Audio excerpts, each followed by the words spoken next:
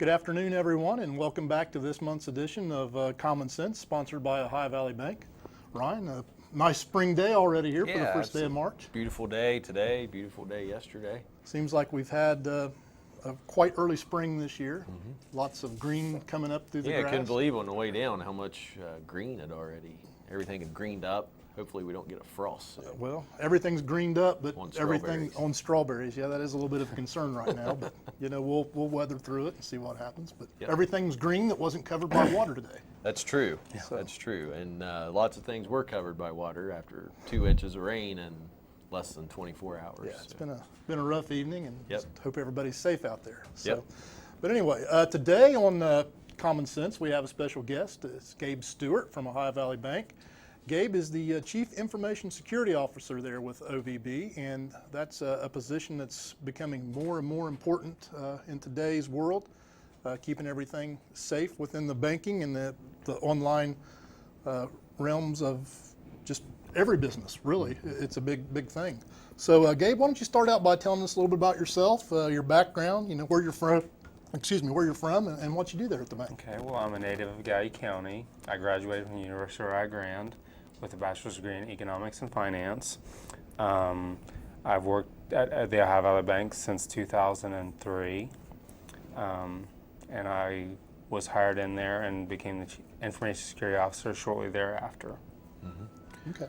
And Gabe and I used to work together in a prior, so I got to know Gabe a little bit then. So, so you have a lot of experience in the financial, keeping financial information safe. Yes. What types of threats are you seeing out there today? Well, ransomware is becoming a bigger threat. We're seeing remote access viruses, all sorts of new viruses. It seems like the bad guys are getting more and more prevalent out there. They're learning easier ways to break in. We're seeing hostile nation states, just different attack vectors than we've ever seen in the past. Right. Yeah. So that whole world of the cybersecurity is continuing to elevate on both sides. That actually it's kind of like a little war in a way. Yes. It's kind of the good guys versus the bad guys, and everybody's getting training and everybody's increasing their skills. So it just kind of raises the bar on both sides of the thing. And so, what do you do professionally to kind of keep up with that and the kind of trainings that somebody needs to have to do that? We have a pretty robust training program within the IT department. Everybody has to go to at least a week's worth of training every year to stay abreast on new technologies. And in the security department, we have at least a year of training on emerging threats and new technologies to combat those threats. Yeah, because like we were talking at lunch, the it changes daily. Yes. And you said every Tuesday.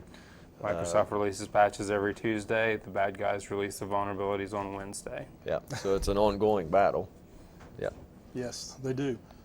What would you say, are the most important things that, if I'm a business owner, and that's, what we do with the Small Business Development Center, we work a lot with businesses and kind of help them keep things safe and work throughout their business. But what are the most important things I, as a small business owner who maybe doesn't have anything in place, can do to kind of safeguard my information?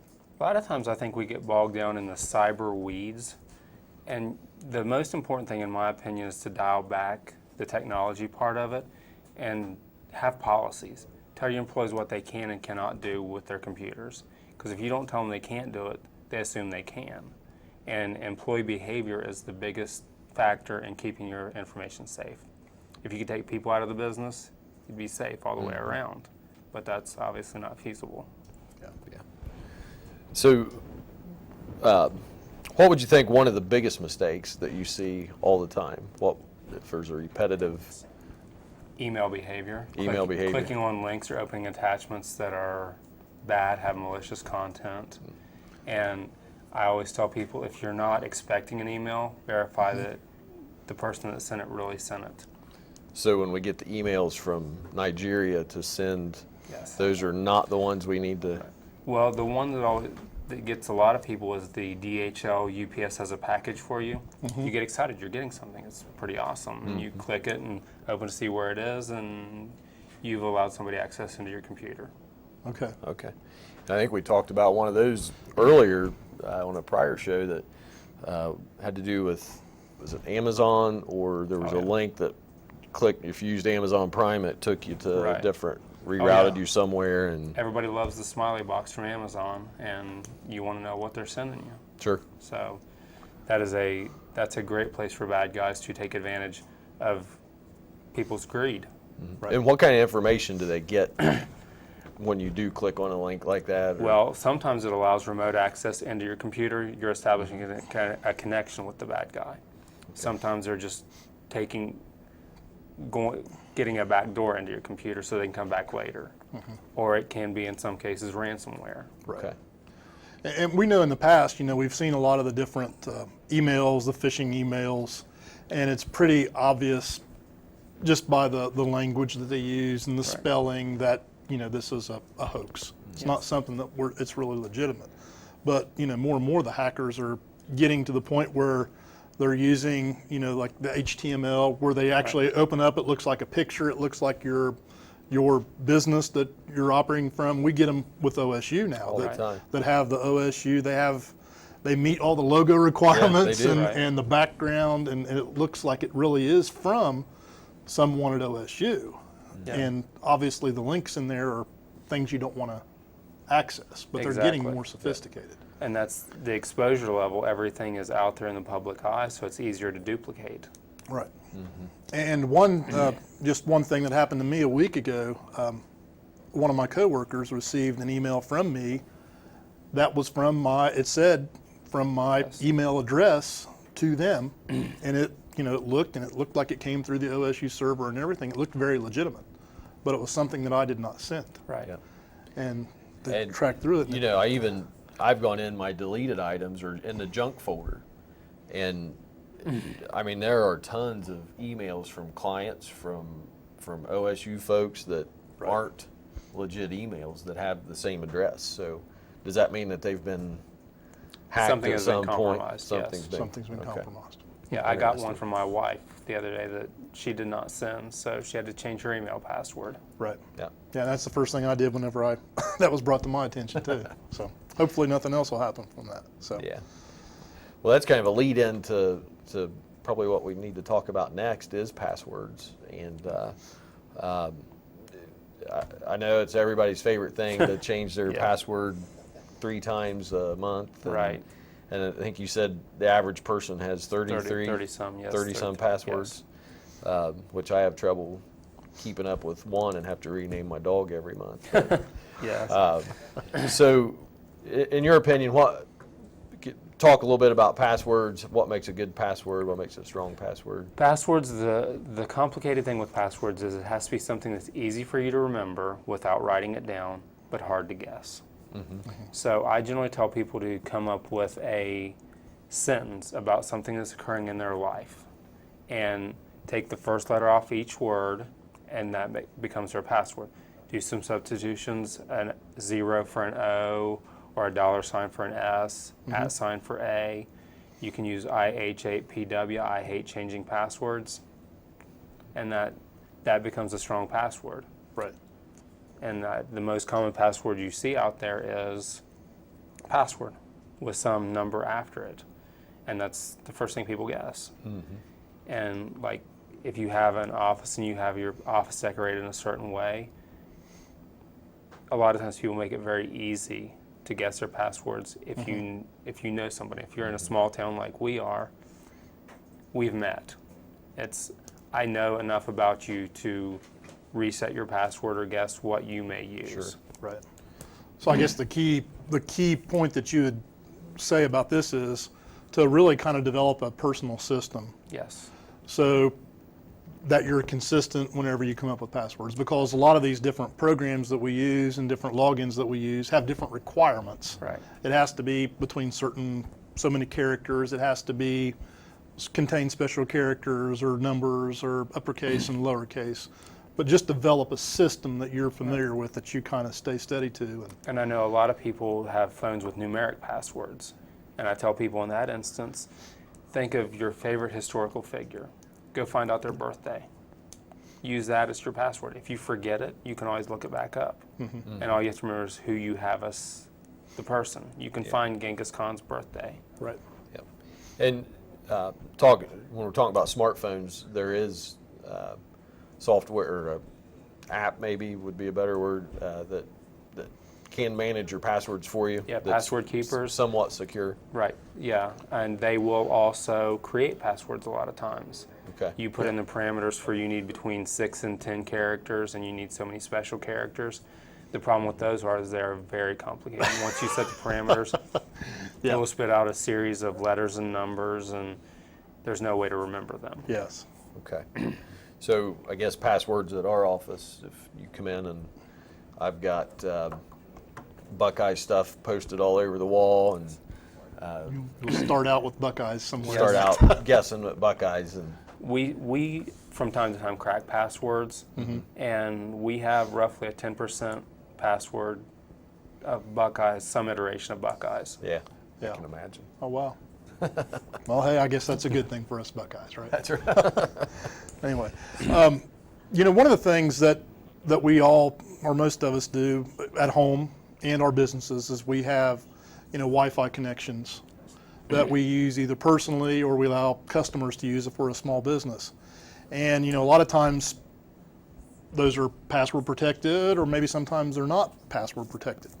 But is there an importance to having that password protected? Yes. And if so, how often should we kind of be looking at updating those passwords and keeping them safer?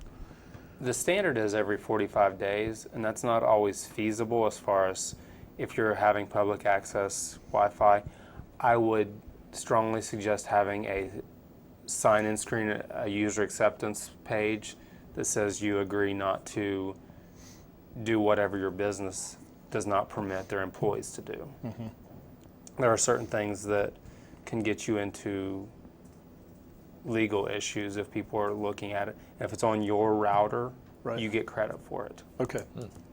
So I know a lot of times, I'll be riding down the road in the car and be on my phone and just all these routers will pop up, Wi-Fi access. As you go by people's houses, they all just ping up on your phone. What could I possibly do if I wanted to, what access could I have if I could crack into that Wi-Fi to somebody's house? You get access to their bandwidth, you get access to their router, whatever you download, they get credit for, whether it's porn sites, hate sites, whatever. And if you happen to do something that is illegal, the owner of that router gets credit for it as well as you. Okay. Wow. So Nice. by doing something like that, would that also give you access to their files, or would you be able to? There are ways to get in the back door, but your run-of-the-mill guy trying to steal internet service is not going to be able to do that. Yeah. But if someone was trying to maliciously go out and harm computers or gain information, they could easily just go out and search for these Open routers access and points. open access points and do that. Right. Okay. Yeah, and going along with that same theme, we obviously we pay for so much data on our smartphones, and we only are allowed so much, and sometimes we have kids, and sometimes that gets pushed to the limits, a few days before our period is over. So we encourage them to use free Wi-Fi if it's available. How safe am I with my kids getting on Wi-Fi, like at a business or a restaurant or something like that? Is that a pretty safe connection or access point for them? I'm always leery of them. There are devices that you can buy for under $500 that will broadcast Wi-Fi and then capture all the traffic going through it. So I can have, sitting in my hotel room, a device claiming to be Marriott free Wi-Fi. Okay. And if you connect to that one instead of the real Marriott Wi-Fi, I will see everything that you see. Wow. Or you could even do that at a restaurant. I mean, you could Yes. set up Yeah. and say, I'm McDonald's, and then you click on that Yeah. and connect and think you're getting free Wi-Fi, but you're actually Right. getting your data pulled. Yeah, we were talking to someone the other day, I can't remember who it was, but it was about this same scenario, and they were presenting at a conference that had 500 plus people in the room, and he noticed everyone was on their phones, so he said, he stopped, he said, how many people are on XYZ Wi-Fi? Yes. And everybody raised their hands, and he said, well, guess what, I just created that site or that Right. access point before I walked in the room. So anybody that's been on the phone, I've got your information. So, Right. yeah. So it is Oh, a wow. good lesson in double checking, being absolutely sure that it's trustworthy before you get on it. Right. And most reputable businesses, if they do provide free Wi-Fi, they have that posted somewhere And they have a in the password store. for it that And they have can a tell right. you. Yeah. Okay. Okay. So that's a good thing to keep in mind. Yeah. Yes. So, a term that you hear a lot now is IoT, The Internet of Things. Internet of Things. Can you explain that? And It makes me have sleepless nights. Everything these days is connected. We're used to smartphones. That's not a big deal. But now your house can be smart. Your refrigerator can be smart. Your smart socks, smart diapers, smart. Anything that can be Wi-Fi connected can be hacked. And it's like right now, from my phone, I can unlock my house and I can turn my alarm off. And so if somebody has access to my phone unlocked, they can do all that to my house. Right. And even vehicles. Yes. I mean, we can unlock vehicles, we can start vehicles. We may not be able to turn the key on and drive them physically, but it can Well- be hacked into, and you can have personal belongings in there, and they can be stolen, and nobody would even know how Right. they were stolen. And it was proven 2 years ago that you can accelerate cars with the Chrysler hack. They proved that at a hacker conference in Vegas called Black Hat. It was a proof of concept, and it happened the next year. You can control the accelerator. Same thing with X-ray machines. They have hacked X-ray machines and increased the amount of radiation that's being administered. wow. Makes you just want to go out in the middle of nowhere and live so you can get away from it. More than you know. Yeah. Yes. So, when we talk about the Internet of Things, just keeping our information safe, do you have any tips on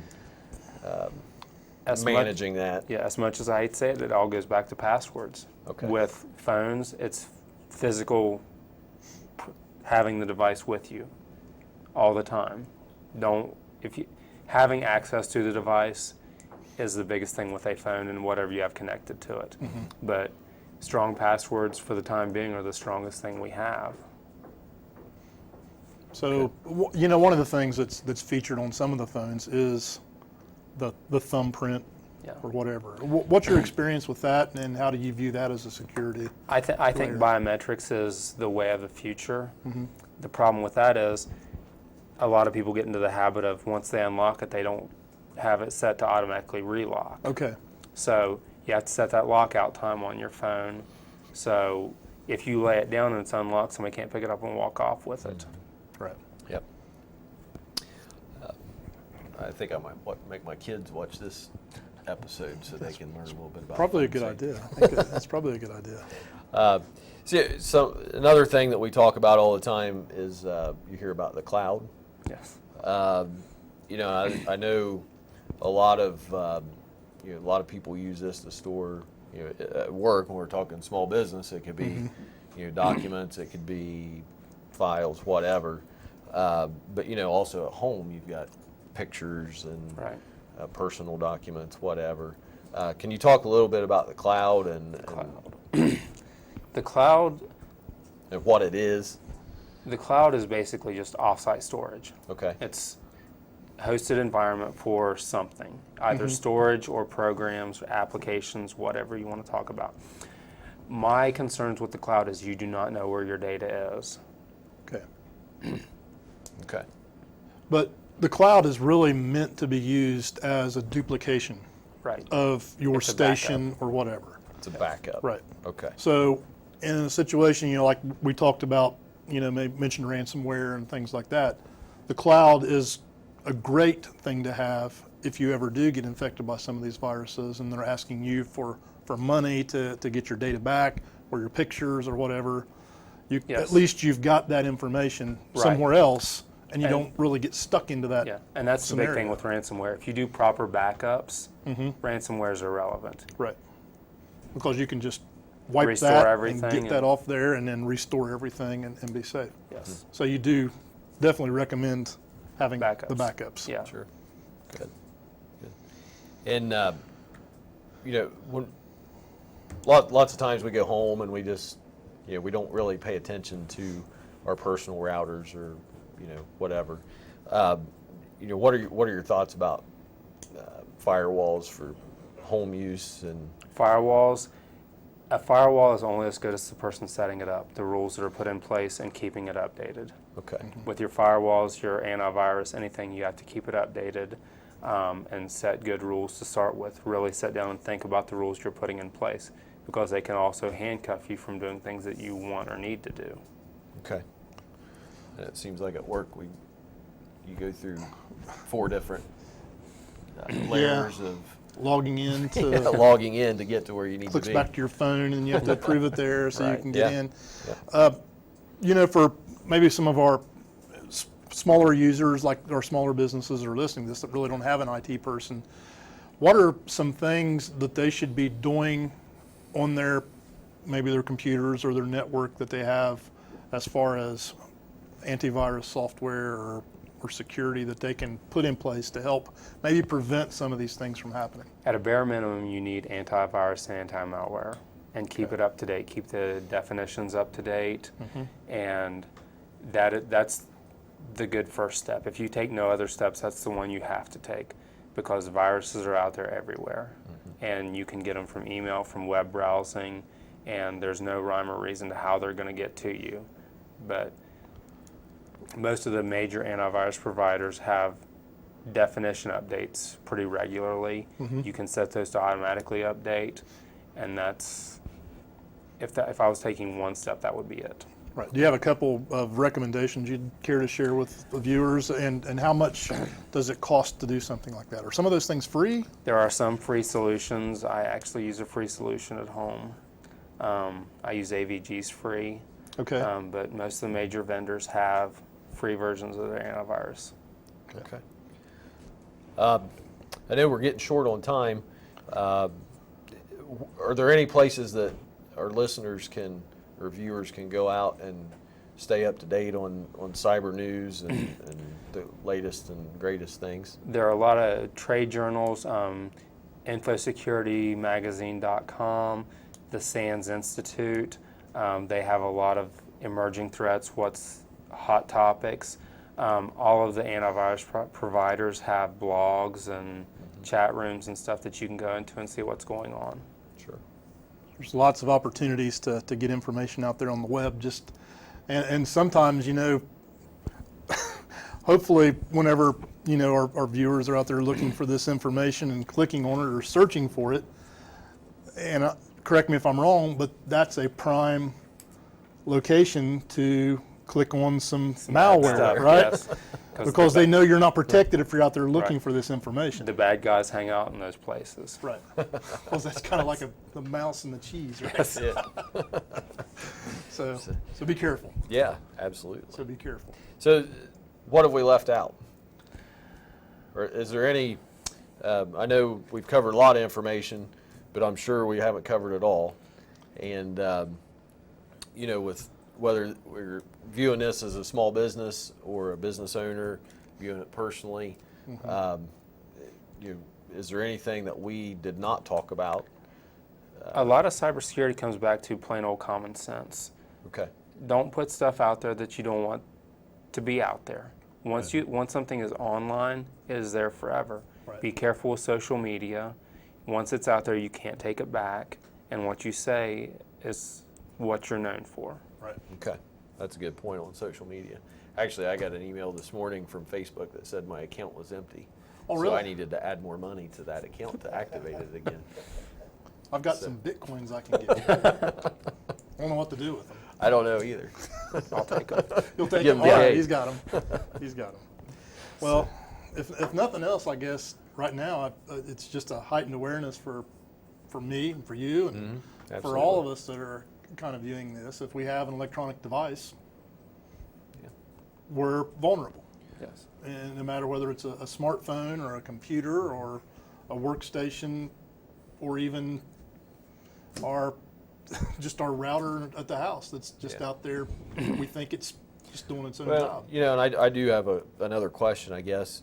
For a lot of people like me that don't know a lot about IT, information technology, computers, are there people out there, companies out there that that folks could contact to help them set up, like if they bring?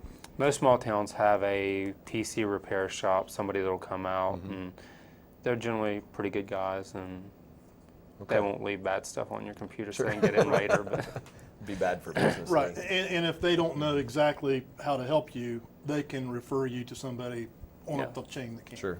So. Okay.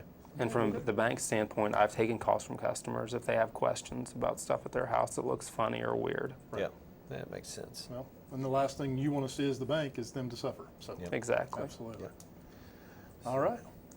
Well, thank you very much for coming on the show A lot of today, good Gabe. information. We really appreciate it. Thank you for the time. I appreciate that. All right. So until next month, this is Brad Bapst, and Ryan Mapes. we're here for Common Sense. Thank you very much.